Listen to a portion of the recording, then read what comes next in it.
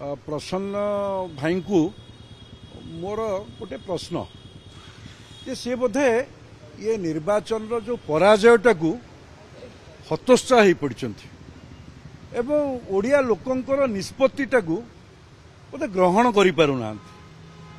गणतंत्र रे जनता हले मालिक ताको निष्पत्ति को तो ग्रहण करवा उचित। एबे प्रसन्न भाई भल कि जानी जो भली भाव गत निर्वाचन में केमती कणठेसा करथला टिकट दवाई कौ भली स्थिति उत्पन्न होता समस्ते जानते। बाबू एते जनप्रिय लोकप्रिय सी गत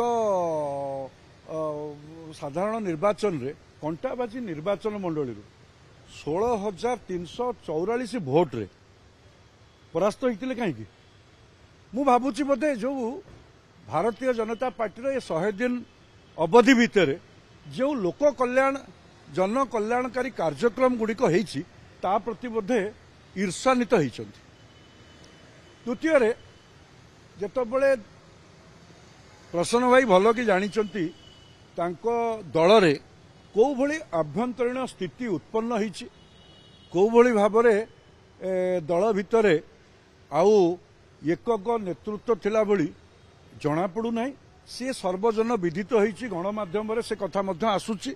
दुई जन राज्यसभा सांसद मध्य आउ आस्था रखिपारि नाहंती दलर सभापति उपरे।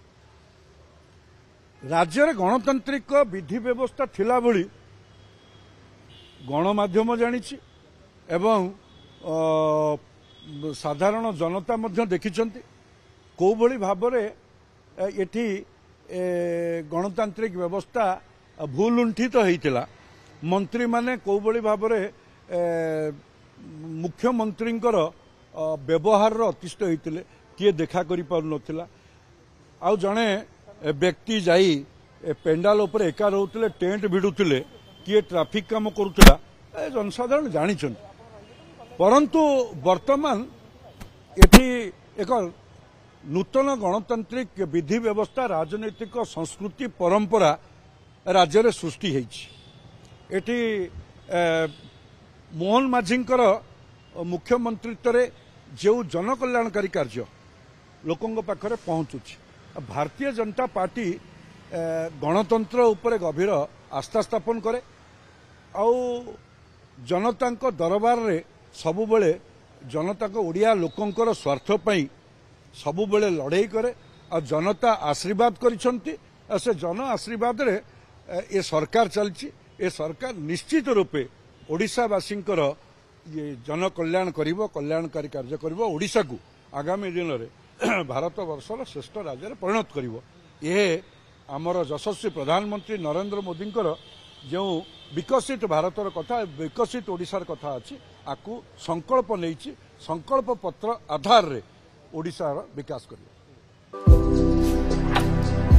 भारतर एकमात्र परीक्षित बायोसार पृथ्वी प्रो माटी को रखे सुस्थ दिए नुआ जीवन धान पनीपरिबा और डाली जातीय फसल पाई लाभदायक अमल बढ़ाए रोग कमाए। आज ही जमी रे प्रयोग करंतु। राज्यर प्रत्येक जिला और ब्लॉक में आमे डिस्ट्रीब्यूटर और डीलर नेउछु। जोगाजोग पाई 9937054201 नंबर को डायल करंतु।